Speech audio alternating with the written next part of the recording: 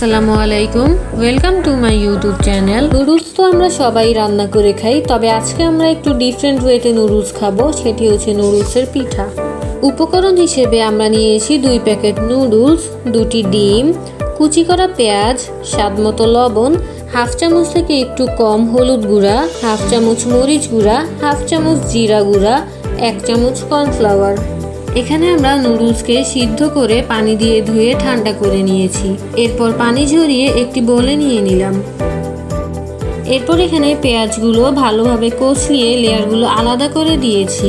এরপর একে একে সব মশলাগুলো দিয়ে দিব। এখানে কিন্তু আমরা নুডলসের মশলাটাও দিয়েছি এবং ডিমও দিয়েছি। মনে রাখবেন, ডিম প্রতি প্যাকেটের জন্য 1টি করে। এরপর সব কিছু ভালো করে মিক্স করে নিব।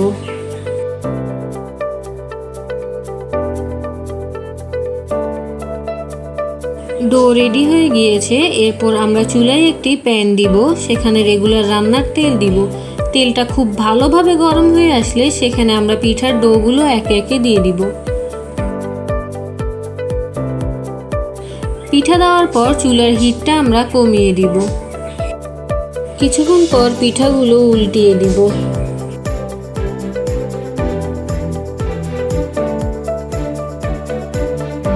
পিঠার 2 সাইড যখন হালকা ভাজা ভাজা হয়ে আসবে, তখন আমরা পিঠাগুলো বারবার উল্টাতে থাকব, এতে করে পিঠা মুচমুচে হবে।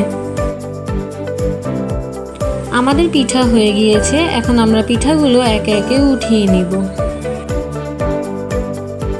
এই পিঠাটা কিন্তু খুবই মুচমুচে হয়, না খেলে বোঝা যাবে না। আপনারা এই পিঠাটা অবশ্যই বাসায় একবার ট্রাই করবেন, না খেলে বুঝবেনই না যে এটি কত মজার একটি পিঠা।